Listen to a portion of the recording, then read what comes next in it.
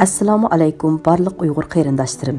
Bruselda o'tkaziladigan 5000 kishilik namoyish bu xalqaro muhim namoyish bo'lg'achqa, har qanday bir kichik ish bizning milliy sapoyimizga vakillik qiladi. Umumiy obrazimizni yaxshi tiklash uchun tuvanda diqqat qiladigan ishlarni uqtiramiz. Birinchi, salohiyatimizni isbotlaydigan kimlik karta, pasport hujjatlarimizni ilib olaylik. Ikkinchi, yetib borgandan keyingi 2 kilometrlik musobada kollektiv bilan birga mengishqa, sapda orliqni tangshab ratlik mengishqa diqqat qilaylik. Uchinchi, shuar to'lashda birlikni saqlaymiz. O'z oldimizga shuar to'lash cheklanadi. O'rinlashtirilgan shuarga ergishimiz. To'rtinchi, har xil ushshaq-tushak axlatlarni tashlamaymiz. Bolalarimiz yegan yemeklik axlatlarni somkalarimizga yoki yanchuqlarimizga silib olsak bo'ladi. Hammaylar angliqlik bilan o'z atrofimizning tozaligiga diqqat qilsak. 5.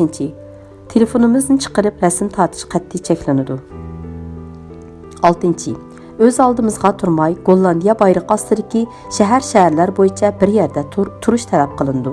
Masalan, Tanhoqning bir yerda zich, ulashib yana bir cho'ng shaharning kishilari zich. Do'st tortishib qalaymqan turishga bo'lmaydi.